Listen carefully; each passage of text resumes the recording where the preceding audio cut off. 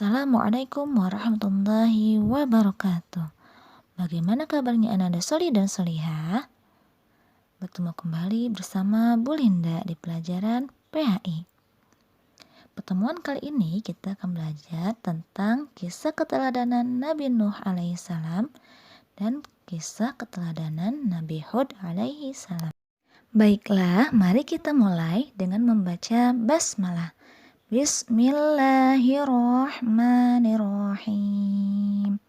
Baik teman-teman, pelajaran yang pertama mari kita simak tentang kisah keteladanan Nabi Nuh alaihi salam.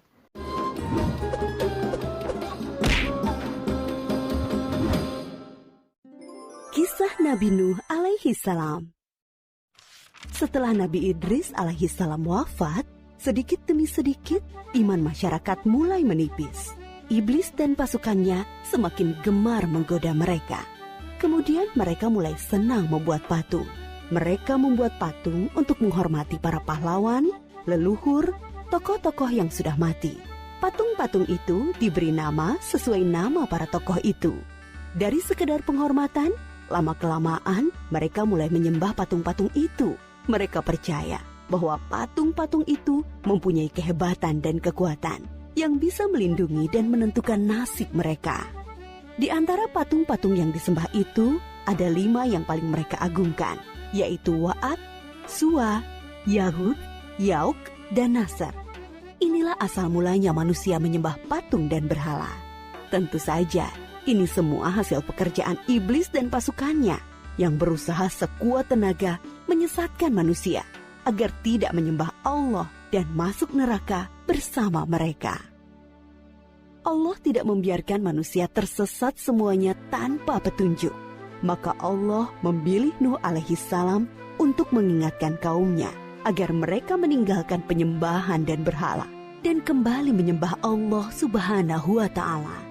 Siapakah Nuh alaihi salam? Nuh adalah cucu dari Nabi Idris. Fisiknya kuat, terbukti dari umurnya yang sangat panjang, sekitar 1000 tahun. Hatinya mulia dan sabar luar biasa. Pikirannya juga sangat cerdas, rendah hati, soleh, dan taat kepada Allah. Nabi Nuh adalah Rasul Allah subhanahu wa ta'ala yang pertama. Sebelumnya, Allah hanya mengangkat nabi-nabi saja. Mulailah Nabi Nuh berdakwah kepada kaumnya. Nabi Nuh mengajak mereka untuk memohon ampun atas dosa-dosa mereka dan kembali menyembah Allah agar tidak terkena azab dari Allah. Sangat tekun Nabi Nuh mengajak kaumnya dengan berbagai cara, dengan terang-terangan di hadapan banyak orang, dengan diam-diam mendatangi seorang demi seorang. Berulang-ulang, siang dan malam, selama kurang lebih 950 tahun lamanya. Tetapi sedikit sekali yang mengikuti seruan Nabi Nuh. Kebanyakan dari pengikutnya ini adalah orang miskin dan pekerja kasar. Jumlahnya sekitar 80 orang. Yakni sebagian besar kaumnya tidak mau mengikuti ajaran Nabi Nuh. Mereka bersikap angkuh dan sombong dengan menutup rapat-rapat telinga mereka jika Nabi Nuh mulai berbicara untuk mendakwahi mereka. Bahkan mereka menantang Nabi Nuh agar mendatangkan azab yang diancamkan oleh Allah subhanahu wa ta'ala. Nuh, sudahlah, berhenti bicara. Percuma, kami tidak akan percaya. Sekarang begini saja, datangkan azab itu pada kami jika kau memang benar. Kami yakin tidak akan ada azab yang menimpa kami karena kelakuan kami. Kau hanya berdusta. Nabi Nuh mengadu kepada Allah tentang pembangkangan kaumnya yang terlaluan. Allah berfirman bahwa memang pengikut Nabi Nuh tidak akan bertambah. Hanya 80 orang itu saja. Selebihnya mereka semua tidak akan beriman karena mereka sudah sangat sesat. Setelah jelas ketetapan Allah bahwa orang-orang itu tidak akan beriman, maka Nabi Nuh memohon kepada Allah. Tuhanku, musnahkanlah seluruh orang durhaka itu dari muka bumi. Mereka hanya membuat kerusakan dan melahirkan anak-anak yang durhaka. Kemudian Allah memerintahkan Nabi Nuh untuk membuat kapal yang besar. Pada masa itu ilmu perkapalan belum berkembang dengan baik. Allah mengajarkan ilmu itu kepada Nabi Nuh. Maka Nabi Nuh bersama pengikutnya membuat kapal besar terbuat dari kayu. Kayu itu didapati dari pohon-pohon di hutan di sekitar mereka. Ejekan kaum Nabi Nuh semakin menjadi-jadi. Melihat pembuatan kapal itu terasa aneh bagi mereka. Apalagi mereka tinggal jauh dari laut. Lihatlah, Terbukti bahwa Nuh gila apa itu? Bikin kapal ya? untuk berlayar di hutan. Nabi Nuh dan pengikutnya bersabar dan tetap tekun menyelesaikan kapal itu. Akhirnya kapal besar itu selesai. Inilah kapal besar pertama yang dibuat oleh manusia. Kemudian Allah memerintahkan untuk mengumpulkan binatang-binatang sepasang-sepasang, jantan dan betina. Semua diangkut ke dalam kapal bersama orang-orang beriman. Semua keluarga Nabi Nuh, termasuk yang diangkut ke dalam kapal, kecuali istri dan salah satu anaknya, Kan'an. Mereka tidak mau masuk ke dalam kapal. Mereka tidak beriman dan termasuk orang durhaka. Sementara itu, langit menjadi gelap. Angin bertiup kencang, petir menggelegar. Hujan turun sangat lebat. Dari dalam tanah memancar air yang semakin deras. Juga dari dalam rumah-rumah penduduk, dari dapur-dapur mereka. Dengan cepat, air membanjiri bumi. Makin lama makin tinggi, menenggelamkan rumah, pohon-pohon, dan tentu saja orang-orang di luar kapal Nabi Nuh. Ketika Nabi Nuh melihat sekelilingnya dari atas, tampak putranya, Kan'an, sedang menyelamatkan diri dari banjir. Karena kasih sayangnya kepada anaknya, Nabi Nuh berseru, Anakku sayang, masuklah ke dalam kapal ini. Tidak ada yang bisa selamat dari azab ini kecuali yang berada di dalam kapal. Tidak, ayah. Aku akan memanjat bukit yang tinggi. Pasti aku akan selamat. Tiba-tiba datang gelombang besar dan Kan'an tidak terlihat lagi. Dia termasuk yang dibinasakan. Nabi Nuh sangat sedih, tetapi beliau menerima keputusan Allah. Di dalam kapal, Nabi Nuh bertasbih, memohon ampun dan berdoa tidak henti-hentinya bersama orang-orang beriman. Setelah beberapa hari, Allah memerintahkan bumi untuk menelan banjir itu. Hujan berhenti, air pun surut masuk ke dalam tanah. Kapal pun berlabuh di daratan lagi. Orang-orang beriman keluar dari kapal dengan tetap bertasbih. Syukur yang tiada terkira. Mereka memulai hidup baru tanpa gangguan orang-orang kafir yang sudah tenggelam. Dibinasakan Allah karena kesesatan mereka. Kisah Nabi Nuh memberikan kita pelajaran bahwa durhaka kepada Allah dan tidak patuh kepada Rasul utusannya membuat manusia ditimpa azab di dunia ini maupun di akhirat.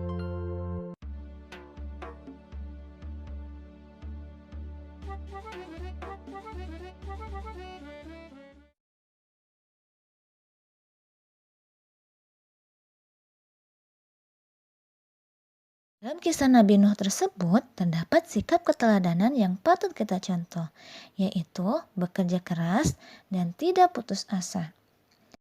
Dalam kisah tersebut, Nabi Nuh bekerja keras mengajak kaumnya untuk menyembah Allah. Dan ketika membuat perahu yang sangat besar, Nabi Nuh pun bekerja keras membuatnya. Berikut contoh bekerja keras dan tidak putus asa. Semangat dalam belajar. Nah, teman-teman, supaya kelak menjadi orang yang sukses dunia akhirat, kita harus semangat belajar karena Allah dan tidak pernah putus asa. Nah, teman-teman, sekarang kita akan belajar ke pelajaran kedua, yaitu kisah keteladanan Nabi Hud alaihissalam. Yuk, kita simak kembali, teman-teman.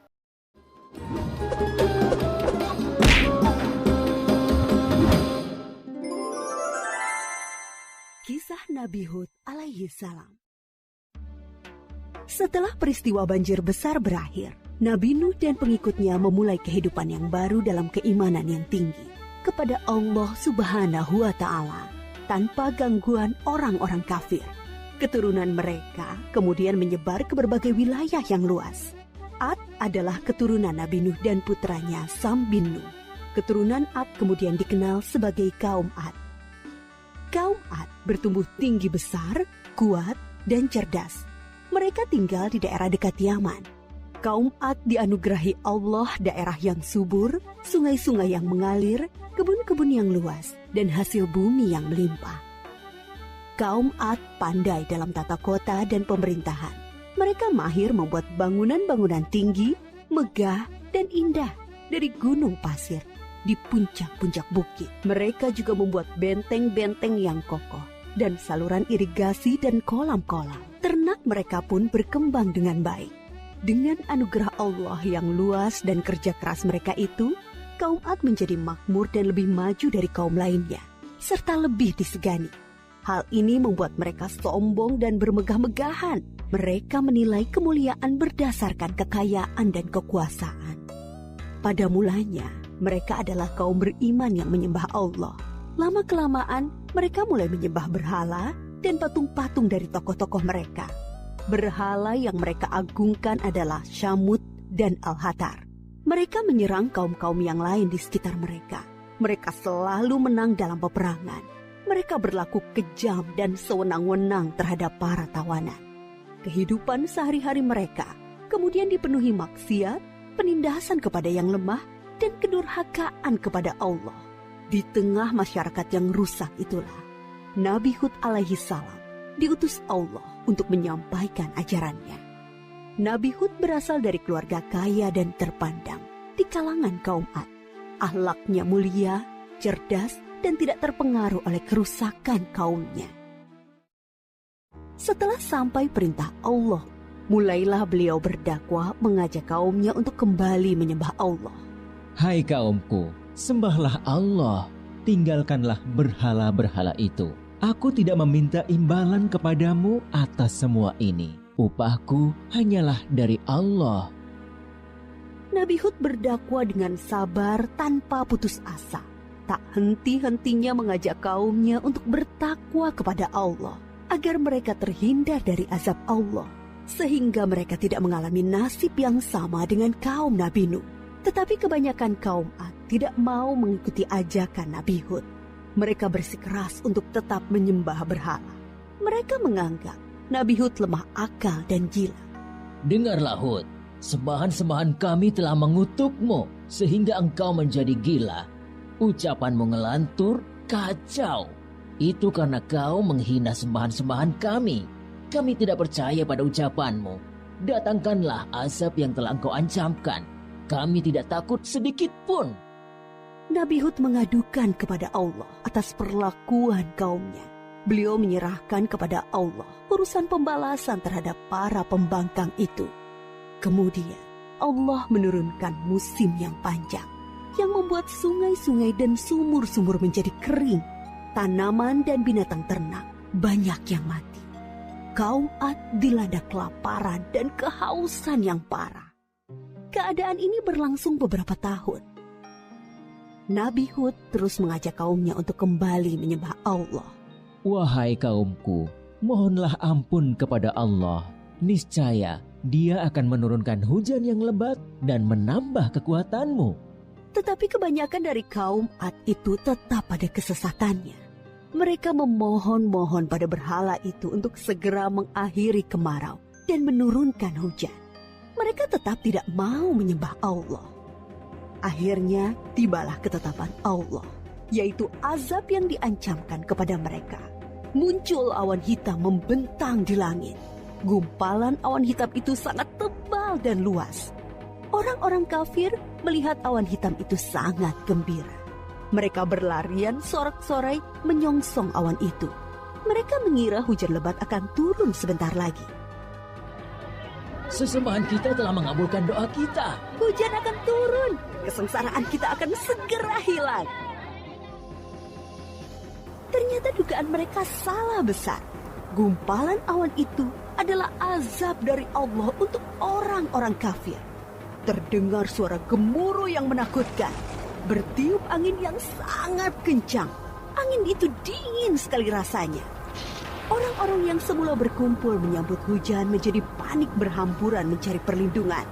Jerit tangis terdengar di mana-mana. Tolong! Oh, dingin sekali. Ampun! Aku tidak tahan. Tolong! Orang-orang itu putus asa dan menyesal.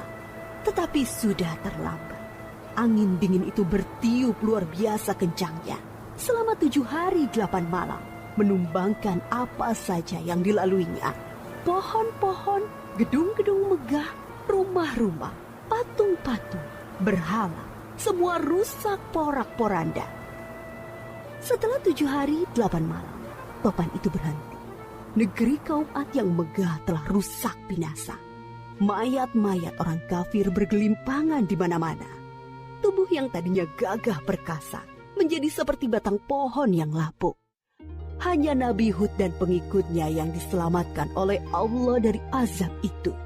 Mereka kemudian hijrah ke Hadramaut, membangun kehidupan baru di sana.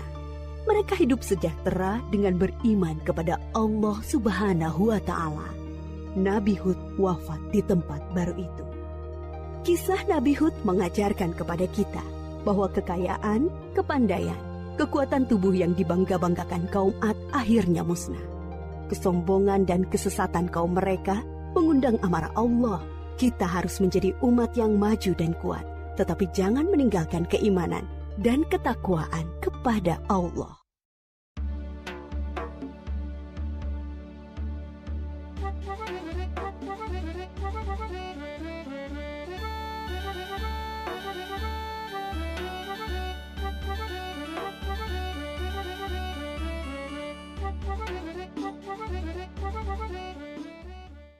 Dari kisah Nabi Hud alaihissalam tersebut, terdapat sikap keteladanan yang patut kita contoh, yaitu tidak mudah marah, sangat sabar, bersikap sopan santun kepada siapa saja.